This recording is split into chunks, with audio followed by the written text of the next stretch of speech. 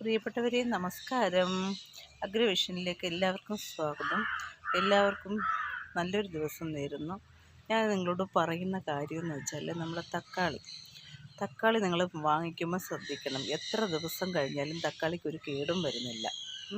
അപ്പോൾ ഇതിന് അർത്ഥമെന്ന് വെച്ചാൽ അത് മാരക കെമിക്കൽസ് ഇട്ടിട്ടാണ് ഇവർ തക്കാളി പറിച്ചെടുക്കുന്നത് തന്നെ, ചീഞ്ഞു പോകാതിരിക്കാൻ വേണ്ടി. അതുപോലെ തന്നെ ജനിതക മാറ്റം വന്ന തക്കാളിയാണെങ്കിലും അങ്ങനെ വരാറുണ്ട്. അപ്പോൾ നമ്മൾ നമ്മുടെ വീട്ടുവളപ്പിൽ അല്ലെങ്കിൽ നമ്മുടെ അടുക്കളത്തോട്ടത്തിൽ ഒരു 5-8 തക്കാളിയിലും ഒന്ന് നട്ടുപിടിപ്പിച്ചാൽ നമുക്ക് ആവശ്യമുള്ള തക്കാളിക്ക പറിച്ചെടുക്കാൻ പറ്റും. അപ്പോൾ നിങ്ങളെല്ലാവരും അതിന് ശ്രദ്ധിക്കണം. ഈ പച്ചക്കറികളല്ലേ നമ്മൾ കഴിക്കുന്നത്. കെമിക്കൽ ധാരാളമായിട്ട് ഉപയോഗിക്കുന്ന പച്ചക്കറികളാണെങ്കിൽ നമ്മുടെ ഉള്ളിൽ ചെന്ന് കഴിഞ്ഞാലും അതുപോലെ തന്നെ രോഗങ്ങളുണ്ടാകും. ഇന്ന് കാണാമല്ലോ, ക്യാൻസർ ഇല്ലാത്ത വീടുകളൊന്നുമില്ല. ഒരു 10 വീടെടുത്താൽ ഒരു വീട്ടിലേലും ഉണ്ടാവും. ആ രീതിയിലേക്ക് വന്നുകൊണ്ടിരിക്കുകയാണ്.